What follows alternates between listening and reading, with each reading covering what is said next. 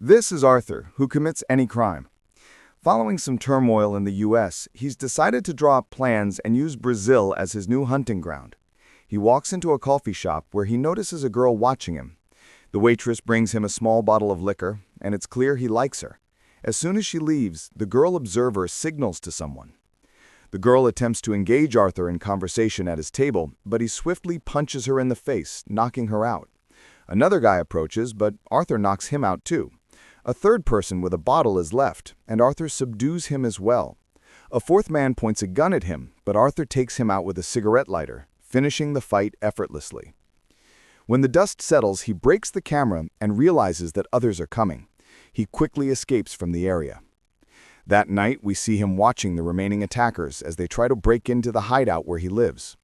The next morning, he sets a trap for the girl, and she falls right into it. He brings her back with him and finds a woman named Mika waiting for him. He takes the girl back to his house, which is exactly as he left it years ago. He opens the floor and pulls out a briefcase filled with weapons, a PC, and passports. He enters the girl's information and investigates the people she works with to identify their boss. Suddenly, Mika draws a gun on him as he exits. He notices her gun is empty, and he quickly disarms her. He tells her, "We need a truce. We were hired by the same people to kill each other, but the contract was canceled after the trouble in America, and they hired a new person." He then gives Mika the name of their new mutual target, saying, "Let's finish our old job and then help each other." Mika agrees to the deal, but before she can leave, a shot is fired. Mika intervenes in something that doesn't concern her because she only brings trouble. After Mika dies, he takes the girl to a boat and sets off for their headquarters. Upon arrival, he finds a worker trying to take the girl. Arthur tells him to step away from her. The worker turns around, revealing a tattoo of a scorpion. This is the tattoo of a criminal organization specializing in human trafficking and the trade of children. Arthur realizes the full truth. The girl's whole setup was a trick. The people who hired him were the ones who staged her rescue and disappearance to manipulate him into coming to them. The girl is actually a fully trained fighter who was sent to Europe to train in martial arts. The boss saw her beauty and thought he could use her to control Arthur. He sent her and the other guy to approach him so he would rescue her, fall in love, and join their organization willingly. He didn't want to think of them as enemies. However, the plan falls apart and Arthur is ready to kill them. The girl tells him the truth, stating that she doesn't want to work with them and is tired of the fighting.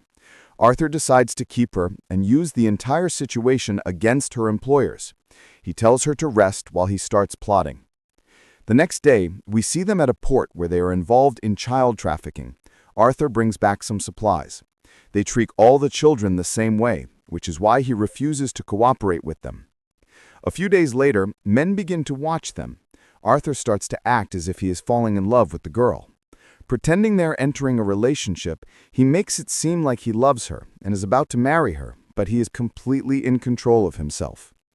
During an argument, the main assassin, Jared, tells him, "I will be the one to stay, not you. I put a bomb there that will explode on you if you try to leave."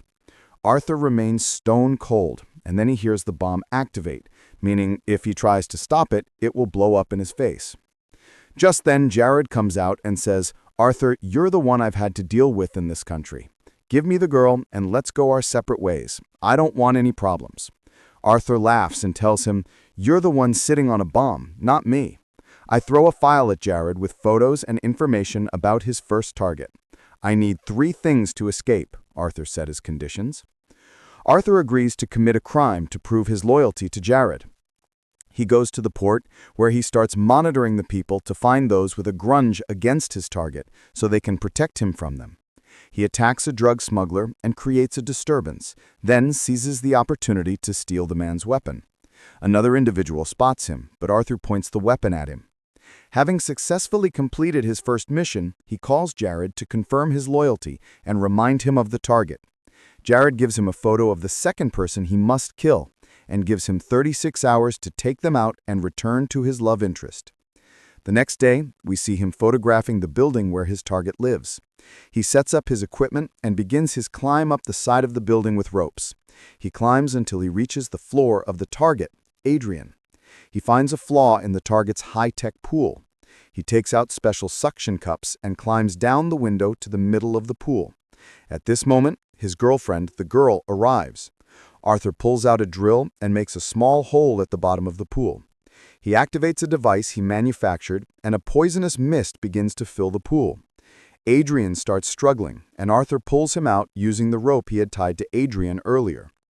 The girl points a gun at him and says, "Jared made a deal with me. I have 60 seconds. At the same time, she points to a number on the window. Arthur's assistant then quickly grabs her and cuts the call. Arthur zooms in on the number and links it to a ship in a nearby port, meaning the girl is now imprisoned there. He calls for a helicopter and finds them moving from that spot. He starts circling and flying low in the area until he finds a small ship. The next day, Arthur arrives at the headquarters. He quickly activates the alarm. The guards rush into a room and close the door behind them. Arthur enters and finds Jared waiting for him. Jared asks him if he came to kill him. Arthur replies, "I was, but now I have a better deal for you." Jared asks what the deal is. Arthur says, "You help me kill your enemy, Max." Jared is stunned by this unexpected request. He tells Arthur to prove his loyalty by bringing him the girl in a wooden box. Jared, thinking Arthur killed Max, sends out a fleet of boats to kill Arthur. At that moment, Arthur makes his move, as he has spent his whole life dealing with people like them and knows their moves. He confronts them head-on. He takes one of their weapons and loads it with ammunition. He takes the girl to the control room and tells her to release the man who was tied up earlier. Then he heads out in a helicopter. Arthur reaches her in an emergency escape pod. He makes his escape, and it appears to his pursuers that he blew himself up. They later realize he escaped through a piece of debris that also served as an escape capsule. This allowed him to escape his enemies, who now believe he is dead. He goes on to live his life with the girl. And here we come to the end of the story. If you liked it, don't forget to like, comment, and subscribe, and share it with your friends.